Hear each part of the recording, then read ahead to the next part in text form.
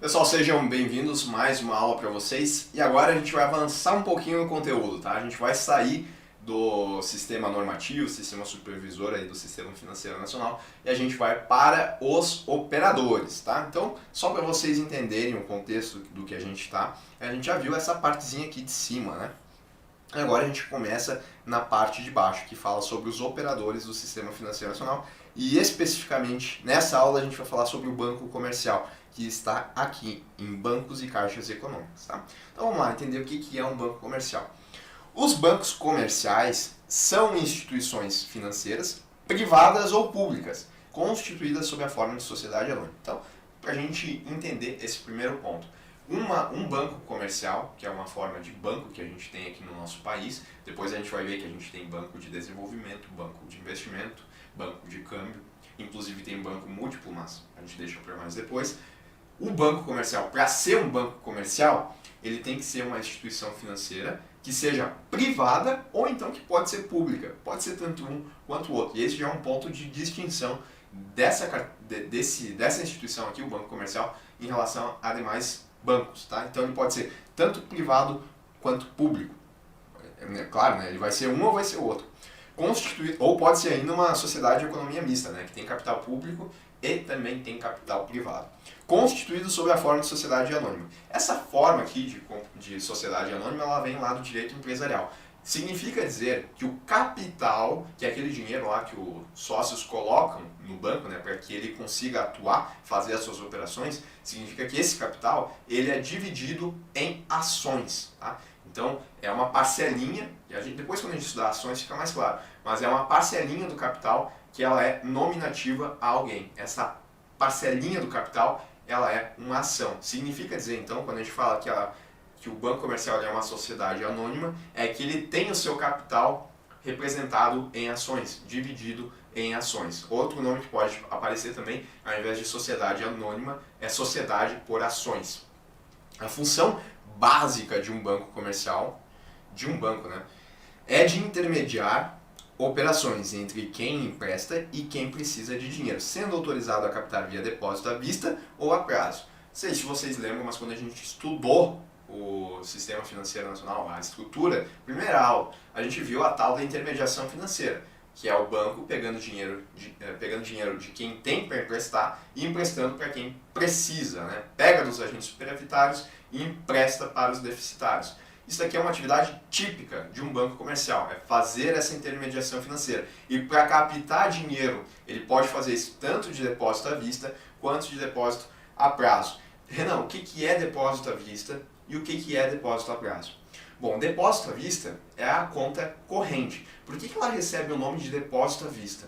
Porque assim, eu, por exemplo, eu vou até um banco e quero depositar meu dinheiro nesse banco numa conta corrente. Eu coloquei R$500 lá nessa conta. Se eu quiser ir daqui 2 horas e retirar esses R$500, eu posso. Se eu quiser ir amanhã e retirar esses R$500, eu também posso. Se eu quiser ir daqui 1 mês, eu posso. A qualquer momento que eu quiser, eu posso retirar o dinheiro. Por isso que é depósito à vista, porque eu não tenho um prazo para esperar para pegar esse dinheiro. A qualquer momento eu posso, porque ele está depositado em conta corrente. Essa é uma maneira que o banco ele tem de arrecadar dinheiro. Porque enquanto meus R$500 estiverem com o banco comercial, ele pode utilizar esses R$500 para emprestar para outra pessoa. Tá? Ele está captando dinheiro através de depósito à vista de mim e emprestando para os agentes deficitários. E Renan, o que seria um depósito a prazo então? Se o depósito à vista não tem um prazo, o depósito a prazo ele se caracteriza justamente por ter um prazo. Então o que eu posso fazer? O banco ele quer arrecadar dinheiro, né? Ele quer pegar dinheiro para poder emprestar. E eu, como agente superavitário, eu tenho esses R$500, mas eu quero ganhar uma remuneração, eu não quero deixar ele só na conta corrente. Porque se eu deixar só na conta corrente, eu estou tirando o dinheiro daqui e deixando lá na conta, mas não estou recebendo uma remuneração por isso. Daqui a pouco eu quero receber essa remuneração. Então o que o banco ele vai fazer? Para deixar mais atrativo para mim, ele pode daqui a pouco me oferecer um CDB, que é o Certificado de Depósito Bancário. Para eu que estou colocando esse dinheiro, o CDB é um investimento. Eu coloco esses meus R$500 no CDB, esse CDB ele tem um prazo, que é o tempo pelo qual eu vou ter que deixar o dinheiro aplicado. Pode ser que esse CDB ele tenha um prazo de 2 anos, por exemplo. Então os R$500 que eu estou colocando hoje aqui, eu só vou poder retirar do banco daqui 2 anos. É esse prazo aqui que caracteriza um depósito a prazo. E aí a gente tem CDB, a gente tem RDB, a gente tem letra financeira, tem LCI, tem LCA, tem várias formas de depósito a prazo. E daí o banco vai poder fazer intermediação financeira do mesmo jeito. A diferença aqui é que o banco ele tem uma maior previsão de quando que ele vai ter que devolver esse dinheiro. Claro, a gente tem situações que determinados investimentos têm liquidez diária, mas isso daí é para outras aulas, tá? Nessa aula apenas entenda que depósito à vista é aquele que a qualquer momento eu posso pegar e tirar o dinheiro. Para o banco é pior, né? Porque daqui a pouco eu coloquei os R$500 e ele emprestou esses R$500. Para ele fazer o pagamento dos R$500 para mim de volta, daqui a pouco pode ser difícil, né? Porque ele não, como ele não tinha previsão de que ele precisava desse dinheiro para me fazer o pagamento, pode ser aí que ele, no final do dia, ele venha a faltar em caixa. Mas, de novo, isso daqui é um pouquinho mais avançado, apenas para vocês entenderem alguns conceitos. Continuando. Seu objetivo principal, ou seja, o objetivo principal dos bancos comerciais, é proporcionar o suprimento de recursos necessários para financiar, a curto e a médio prazo, o comércio, a indústria e as empresas prestadoras de serviços, as pessoas físicas e aos terceiros em gerais. Então, de novo, isso aqui é importante porque cai em prova. Tá? O objetivo principal é proporcionar suprimento de recursos. O que é suprimento de recursos? Proporcionar suprimento de recursos é emprestar dinheiro. Então, entenda assim, o banco comercial, seu principal objetivo é emprestar dinheiro. Para quê? Para financiar, né, a curto e médio prazo o comércio, a indústria, ou seja, todo esse pessoal que está precisando de dinheiro. E o banco comercial está atuando, emprestando esse dinheiro para pessoas físicas, terceiras em gerais. Essa é a principal função dele.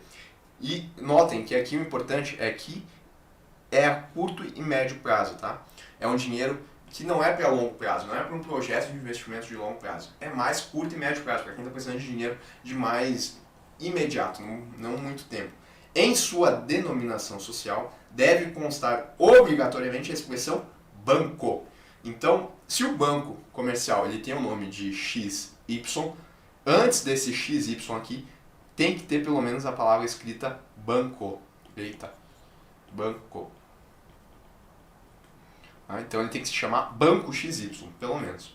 Além disso, ele não pode usar a palavra central no nome, tá? Por que ele não pode usar a palavra central? Porque daí seria Banco Central. E aí vai confundir as pessoas, né? Que Banco Central a gente tem um, que é o Banco Central do Brasil. Então os bancos eles não podem utilizar a palavra central em sua denominação social, que é o nome, né, do banco. Quais são as operações? Tá? Eu vou explicar para vocês o seguinte. Quando a gente tem uma instituição financeira que ela está ali responsável por captar dinheiro e emprestar dinheiro, isso daí tem um nome mais bonitinho, tá? São as operações ativas, passivas e ainda a gente tem as operações acessórias. Tá? Eu vou fazer um desenho aqui para vocês lembrarem. A gente tem a instituição financeira, tá? E de um lado a gente tem os agentes superavitários e do outro lado a gente tem os deficitários. Superavitário e deficitário. Bom, a gente viu que o banco comercial ele pode pegar dinheiro daqui, tá? Então ele pode pegar, deixa eu só mudar a flechinha aqui, ele pode pegar dinheiro daqui através de depósito à vista, que é conta corrente. E depois ele empresta aqui, né? Que é aquela ideia de suprir recursos às pessoas e terceiros em gerais, para financiar operações de curto e médio prazo. Tá? Então ele empresta dinheiro aqui. Bom, deixa eu só apagar isso aqui para não confundir.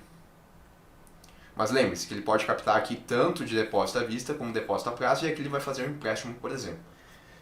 Bom, quando o banco ele está captando dinheiro, quando ele está aqui ó, pegando dinheiro do agente superavitário, isso é chamado de uma operação passiva para a instituição financeira. Por que é uma operação passiva?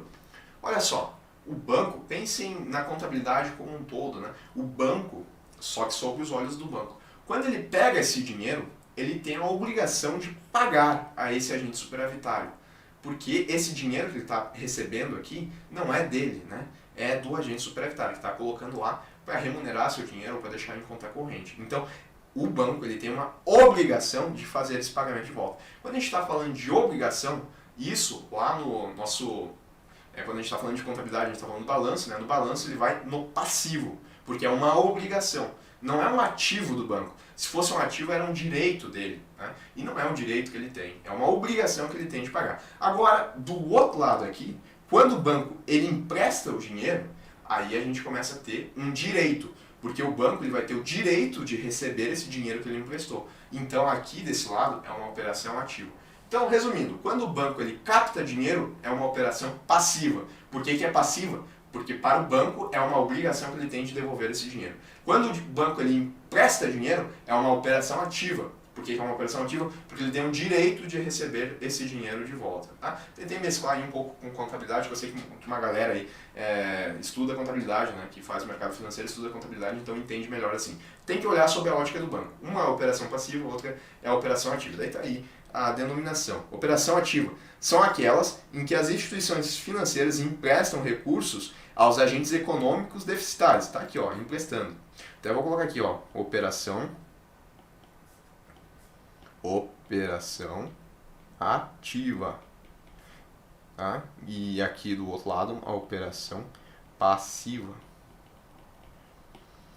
Ou tomadores de recursos. São chamados de operações ativas, pois representam ativos da instituição, um crédito a receber, um direito a receber. Operações passivas são aquelas em que as instituições financeiras captam recursos dos agentes econômicos superavitários. Está aqui, captando dinheiro.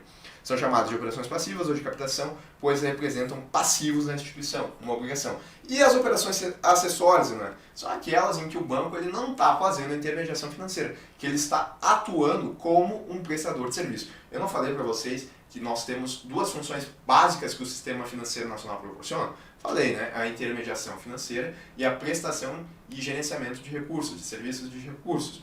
Tá? Então, quando o banco ele não está fazendo a intermediação financeira, a gente tem uma operação acessória. Está aqui, ó. São aquelas em que as instituições financeiras atuam como prestadores de serviços. Né? Lembre-se, prestadores de serviços e gerenciamento de recursos. Nessas operações, as instituições são remuneradas por meio de tarifas. Então, ela não está cobrando juros, né? Ela não está ganhando pelo spread bancário, mas ela está cobrando uma tarifa por estar executando determinado serviço. Então, por exemplo, aí, daqui a pouco, quando a instituição financeira ela se utiliza lá para que as pessoas façam o pagamento de boletos, guias e tudo mais, ela vai ganhar aí pelas tarifas que ela cobra por fazer esse serviço, né? E isso é uma operação aí, acessória das instituições financeiras.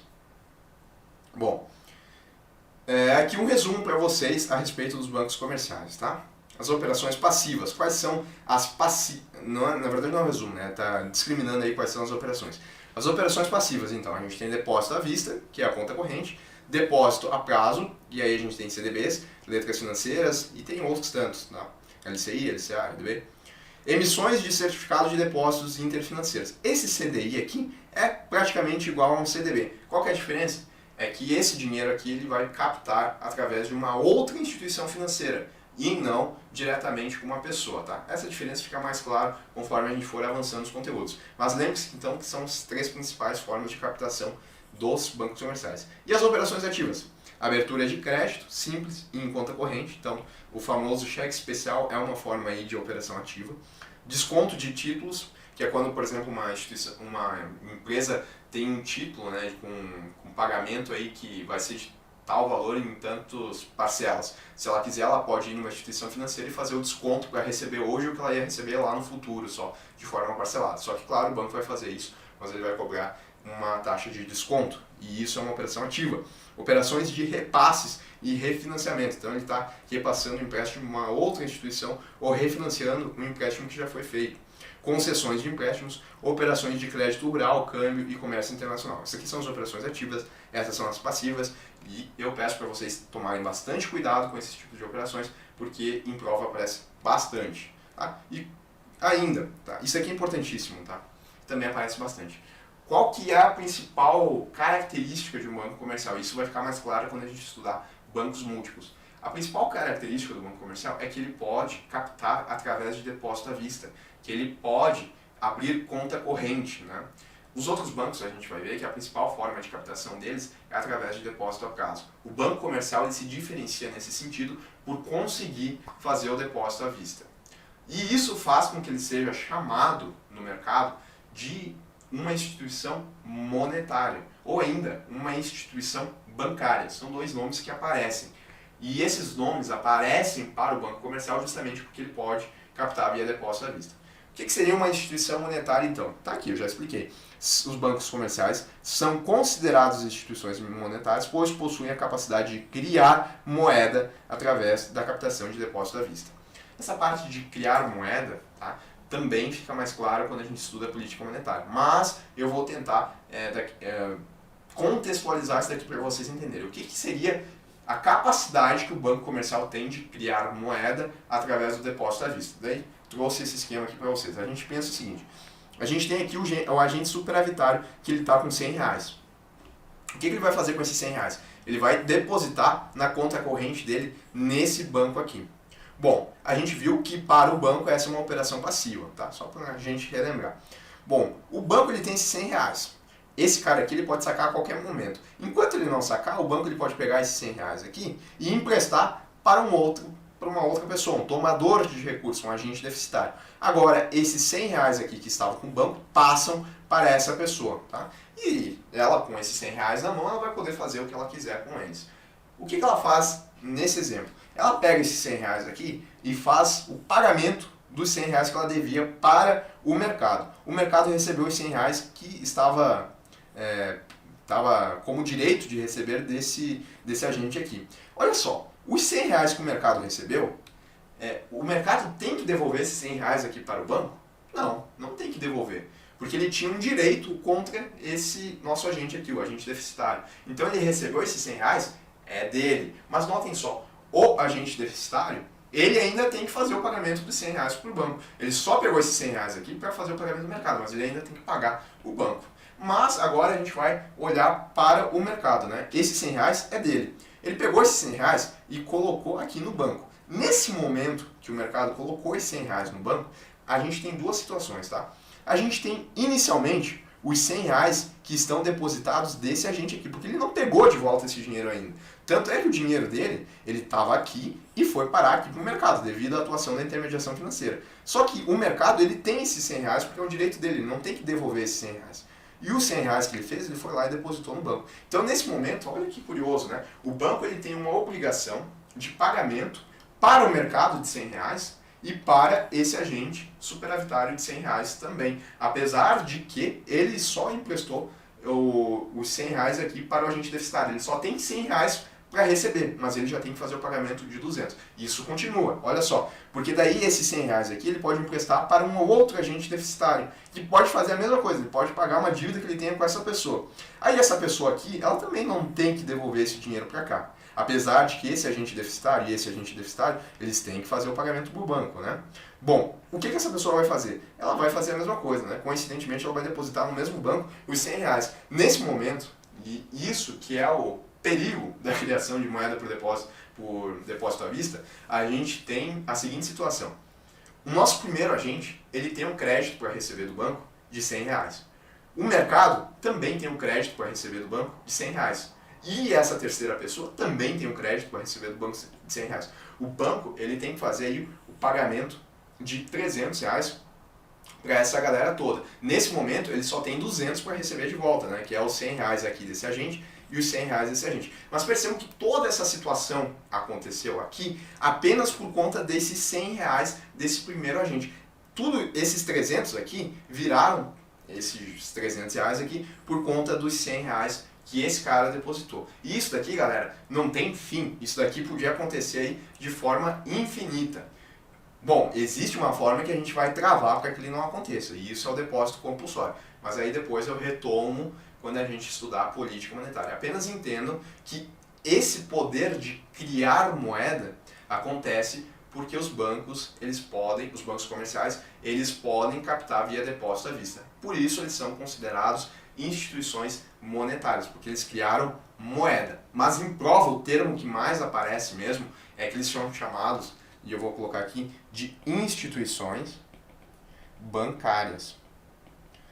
Só para reforçar, quem é que é chamado de instituição bancária é quem consegue captar via depósito à vista. E o principal desses agentes que pode captar via depósito à vista é o banco comercial. Logo, ele é uma instituição financeira e, além disso, ele é uma instituição monetária ou então uma instituição bancária. Tá? Não se preocupem aqui com o esquema, se vocês não entenderam muito bem como é que a gente dá um fim nisso daqui, porque fica mais claro quando a gente estudar depósito compulsório. A gente termina então assim a parte teórica dessa aula e volta aqui para a resolução de questões que já caíram no concurso. Até!